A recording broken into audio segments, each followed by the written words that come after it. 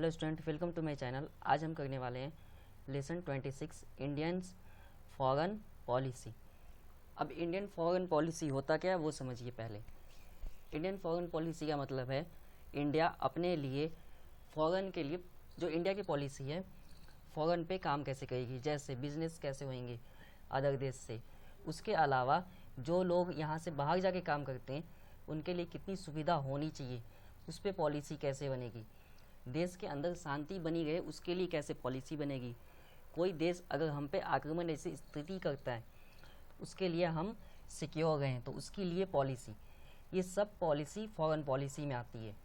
ठीक है, जो हम अंतर्राष्ट्रीय यानी इंटरनेशनल लेवल पे जो पॉलिसी बनाते हैं वो सब पॉलिसी आती है फॉरेन पॉलिसी में। ठीक है, और जो नेशनल लेवल पे होगी वो नेशनल पॉलिसी है, तो उसमें ऑलरेडी कोई ना कोई नेम ऐड हो जाता है। तो देखते हैं, ये आपके पैटर्न है। 8 मार्क्स, 5 मार्क्स, 2 मार्क्स के क्वेश्चंस आते हैं। वर्ड लिमिट नहीं होती, पॉइंट टू पॉइंट आपको आंसर लिखने होते हैं। 23 क्वेश्चंस होंगे और 100 मार्क्स के आपका पेपर होएगा। टाइम 3 घंटे होंगे। आप ऑन डिमांड एग्ज़ाम में बैठें या अप्रैल में या अक्टूबर में, तीनों में पेपर ऐसे ही आते हैं इसी पैटर्न से। टाइम भी सेम होएगा। एक बार फिर से देखते हैं लेसन 26 इंडियंस फॉरेन पॉलिसी। हमारा फर्स्ट क्वेश्चन है describe any two major concern of Indians foreign policy after cold war period. After की जगह पोस्ट हो सकता है। ठीक है, सेम आंसर होंगे, आप आगे देख सकते हैं मैं क्या कहना चाह रहा हूँ। ठीक है, तो ये 5 मार्क्स में क्वेश्चन है और ये क्वेश्चन 2016 में आया हुआ है। जो हमें पूछा गया वो डिस्क्राइब करना है टू मेजर कंसर्न। कब की पॉलिसी बतानी है? आफ्टर कोल्ड वॉर के बाद। जब कोल्ड वॉर समाप्त हुआ उसके बाद जो इंडिया ने पॉलिसी बनाई तो उसमें से सिर्फ 2 पॉलिसी बतानी है ऐसी जो मेजर हो। तो थोड़ी सी हम कोल्ड वॉर के बारे में जानेंगे बस, बिल्कुल कि एंडिंग वाली सिचुएशन, पूरी नहीं। देखो वैसे तो कोल्ड वॉर था क्या कि सोवियत संघ और अमेरिका के बीच में था, सोवियत यूनियन। तो सोवियत यूनियन और अमेरिका के बीच था, तो कोल्ड वॉर की मीनिंग थी वॉर नहीं हुई जो नॉर्मली वॉर होती है आर्मी के बीच। यहाँ पे थी दोनों ने अपनी मिलिट्री पावर को इंक्रीजिंग की, उसके बाद जो वेपन्स है उसको खरीदे। अमेरिका इसलिए अंत ख़त्म नहीं हुआ क्योंकि उसका काम ही है वेपन्स बेचना। ठीक है, तो इसलिए उसका अंत नहीं हुआ। पर सोवियत संघ का तो ये काम नहीं है, इस करके सोवियत यूनियन समाप्त हो गया। तो सोवियत यूनियन के समाप्त होने के बाद रसिया बना। सोवियत यूनियन इंडिया को सपोर्ट कर रहा था, रसिया बना तब भी इंडिया को सपोर्ट मिलता है। ठीक है, और यही रीज़न है कि रसिया और इंडिया के रिलेशन ज़्यादा अच्छे हैं एज कम्पेयर टू यूएस। अब देखते हैं जो आंसर है उसके according. After the end of the cold war in 1989 there were significant changes in the international perspective and thus policy related problem for developing. बिल्कुल सारी प्रॉब्लम थी रिलेटेड टू डेवलपिंग। जब सोवियत यूनियन इंटीग्रेशन हुआ यानी जब वो टूटा यानी समाप्त होने के बाद वो 9 देशों में बना था, जिसमें से एक आज आप रसिया को भी जानते हैं। ठीक है, तो अब इसी में से ले लीजिए। सोवियत यूनियन इंडिया के लिए कई सारे लीडिंग काम कर रहा था, उन्हें सपोर्ट कर रहा था इंडिया को।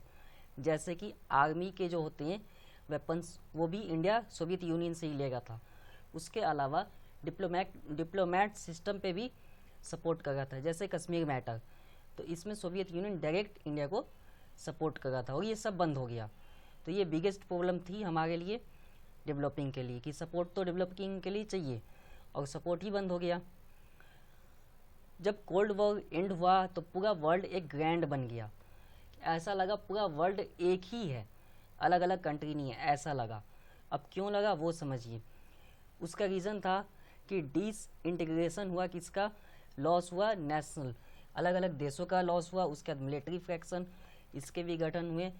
उसके बाद some of these group have been disbanded and new regional economy group and big form. अब ऐसी स्थिति थी कोल्ड वॉर एंड होने के बाद कि हमें हर एक रीजन में न्यू इकोनॉमी डेवलप करनी थी।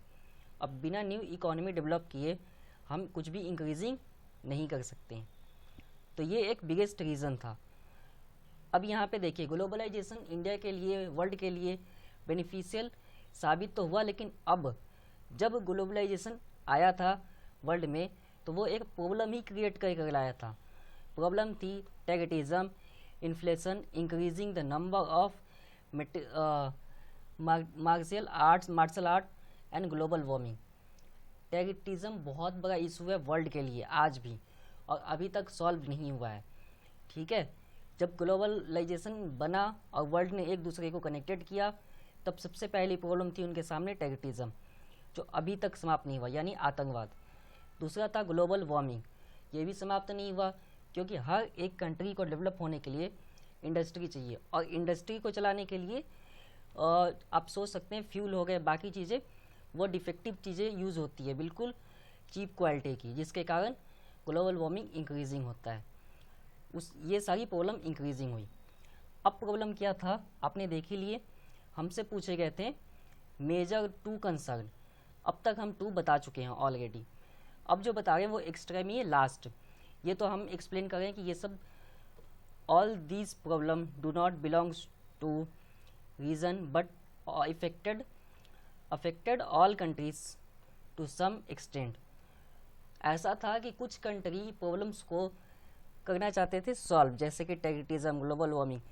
अब ऐसी स्थिति थी कि सभी कंट्री को एक होना पड़ा इन सारी प्रॉब्लम्स को सॉल्व करने के लिए, चाहे उन्हें कॉपरेट करना पड़े या ना, लेकिन इनडायरेक्टली उन्हें सबको एक होना पड़ा, और सब ने एंड में कॉपरेट किया है। ठीक है, कि हम इस प्रॉब्लम को मिटाएंगे अपने अपने रीजन से, यानी अपने अपने एरिया और क्षेत्र से।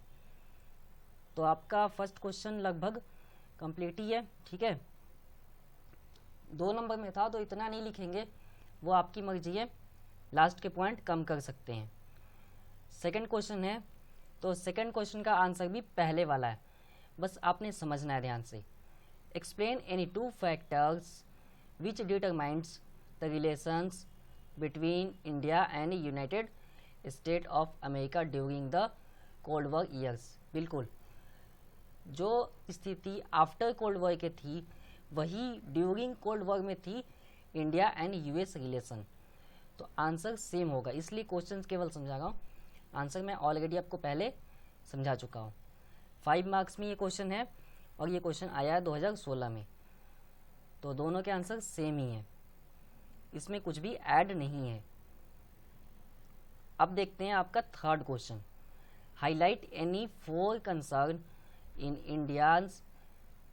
India's foreign policy in post cold war. Post कहो या आफ्टर कहो सेम बात है, कोल्ड वॉर के बाद। ठीक है, दोनों में सेम मीनिंग आती है, यहाँ भी सेम है, पोस्ट कोल्ड वॉर पीरियड।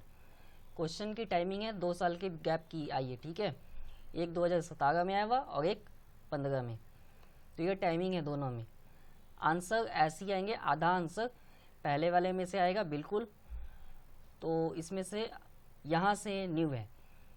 अब क्वेश्चन एक बार फिर से समझा रहा हूँ, हमसे पूछे गए थे 4 और ये क्वेश्चन था 8 मार्क्स में, इसीलिए इसमें आपको इतना लिखना ही पड़ेगा।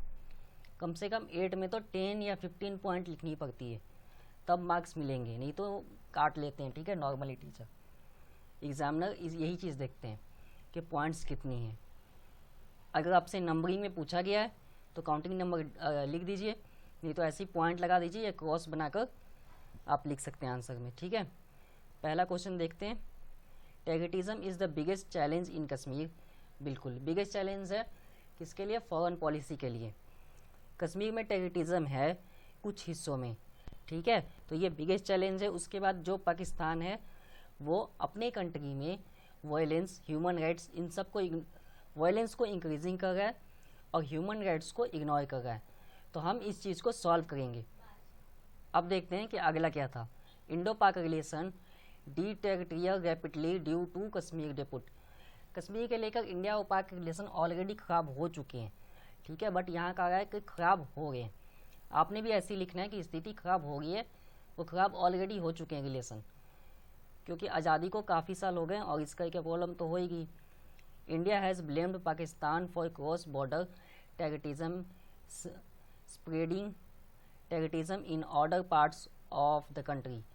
बिल्कुल, इंडिया ने सीधा ब्लेम किया पाकिस्तान को कि पाकिस्तान आतंकवादी को बढ़ावा देता है, प्रूफ भी किया है। तो इस करके पूरी की पूरी वर्ल्ड ने भी इस बात को एक्सेप्ट कर लिया और प्रूफ भी हो गया है कि पाकिस्तान टेररिज्म को बढ़ावा देता है। ठीक है, stop terrorism in other parts of Kashmir, बिल्कुल हमारी फॉरेन पॉलिसी में ये बिल्कुल ऐड है कि हम टेररिज्म को स्टॉप करेंगे। कहाँ से? कश्मीर से। तो आप समझ चुके होंगे फॉरेन पॉलिसी बनते किस बेसिस पे हैं।